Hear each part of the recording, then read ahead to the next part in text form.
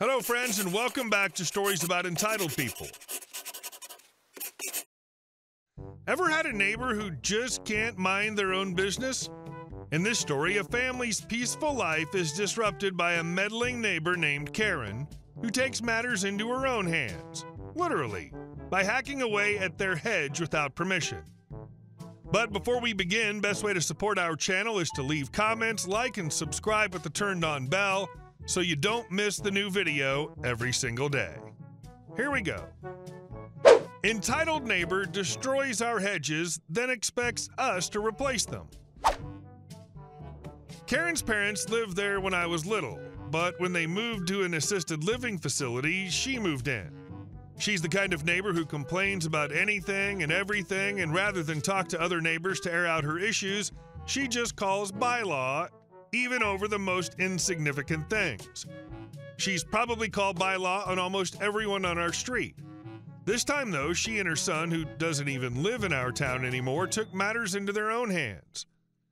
There's a hedge dividing my backyard from Karen's, but the hedge is part of my property and therefore my family's responsibility to maintain. We trim the sides every year and the top every 2 to 3 years, usually keeping it around 8 feet tall. Since we use a power hedge trimmer to do this, we usually aren't able to get it done until the beginning of summer, as spring can be very rainy, and the few nice days we do have are spent taking care of the yard work that's more urgent than the hedge. Every year, Karen complains about how long it takes us to get to it. So this happened probably 5 or 6 years ago now. My mom hurt her knee and couldn't climb the ladder, so my uncle had been helping out with trimming the hedge while he stayed with us. So the way our houses are, her driveway's right between our houses, meaning you can easily see the hedge from the street. We were driving to the store, and as we went by Karen's house, I realized that her side of the hedge was about 3 feet shorter than ours. It looked really stupid. The trunks, or whatever that would be called on a hedge, on her side were completely exposed and hacked to pieces. So my mom confronts Karen and asks what happened to the hedge, because it didn't look like that when she and my uncle had been in her yard to trim it a week earlier. Karen tells my mom that she thought it was too tall, so her son cut it shorter with the chainsaw. Why someone would only cut 1/2, I don't know. My mom was furious. This hedge is not part of Karen's property. It never has been, and Karen knew this and knew she had no right to touch it. Her son doesn't even live here, so he for sure had no right to touch it either. Because of this, the hedge had been dying. It's really thinned out over the last few years, but we have no intention of replacing it, as we don't have the money and we aren't paying to fix damage caused by Karen and her son. Last year, I was helping my mom with the hedges. While in Karen's yard, she comes over and starts making comments about how thin the hedges are.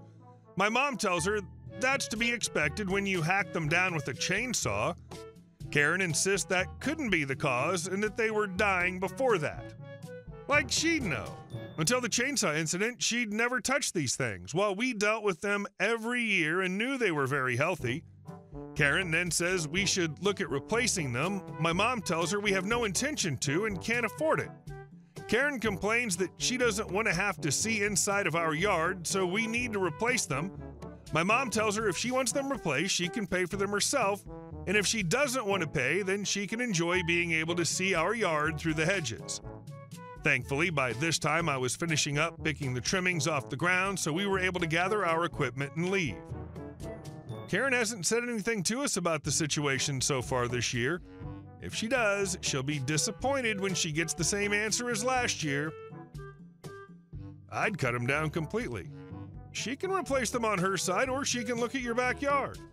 Her move. And our second story. I want to return these tools that I totally didn't steal from your other store. This is a story that happened during the winter, January if I recall correctly. Unless it's Christmas time, winter's usually the time where the store's mostly dead for the ending half of the store's hours. This is also when thieves seem to be more abundant. You'd think it would be easy to scope them out in a near-empty store, but regardless, they tend to snatch an item here and there. But there was one thief in particular who wasn't at all bright on her actions. In fact, this thief just couldn't wait to return her newly acquired products to another store, the store to which I worked at specifically. Since this was a late hour, I was doing my routine of cleanup, specifically sweeping the floor. Not an ideal thing to do, but honestly passes the time. Eventually, I brought up my dust mop to the front of the store for sweep up, and I see what I could best describe as a large, flauntly lady with a lot of bling at the checkout. She was wearing quite a lot of metal. At first, I thought it was just a usual checkout. She wanted some items and was paying.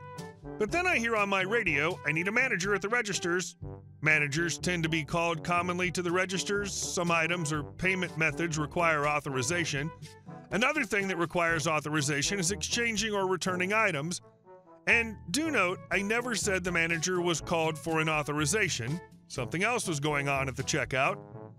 As I was about to start continuing my sweep, I got a glance of the items she had, and they were not exactly cheap product.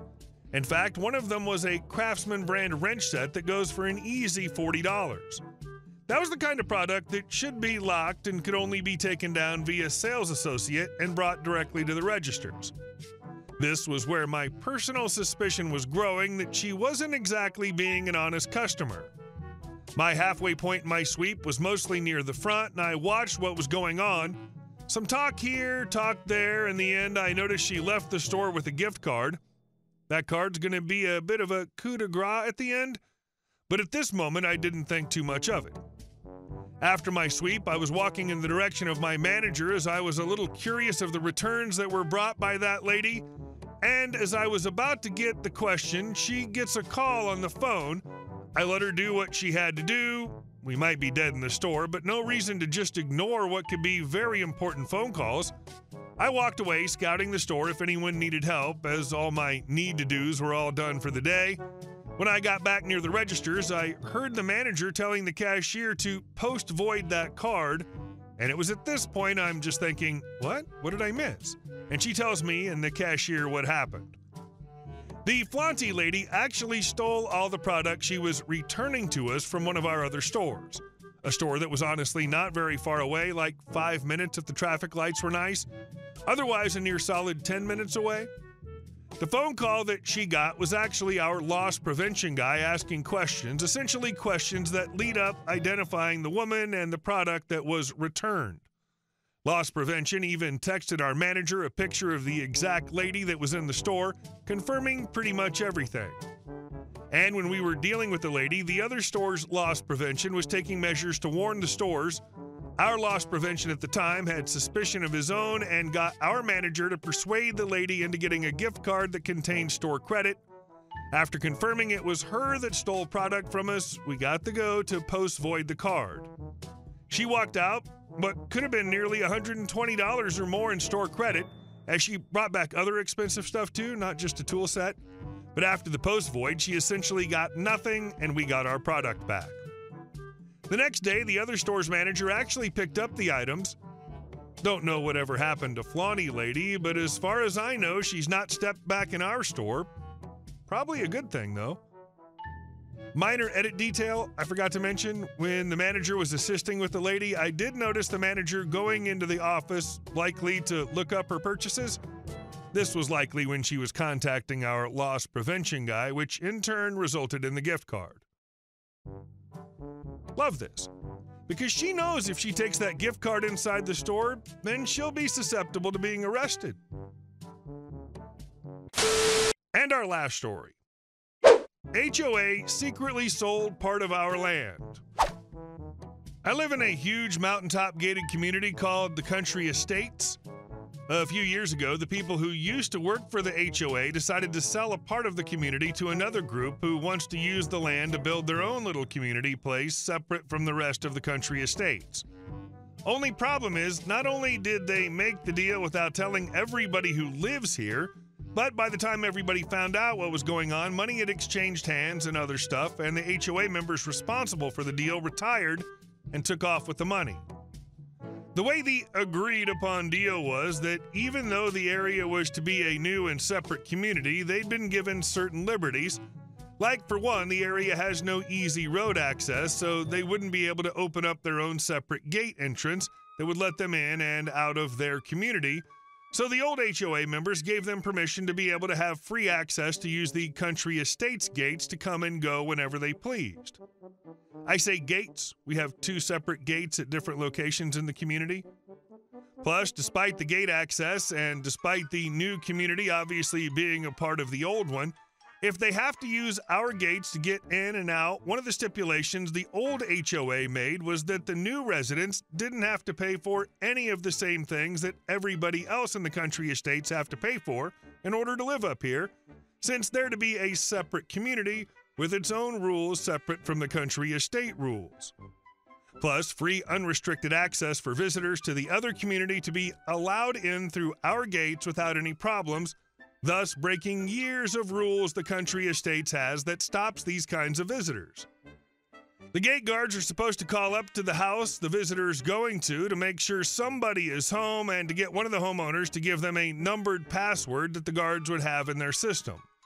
Plus, unless you lived up here and have a special transponder patch attached to your car window that would automatically open the guardrail on the homeowner's side of the guard gate, visitors would need a valid ID or driver's license to prove who you are before you were allowed through, yet the agreement the old HOA made would let visitors to the other community through the gates without the guards doing what I just described.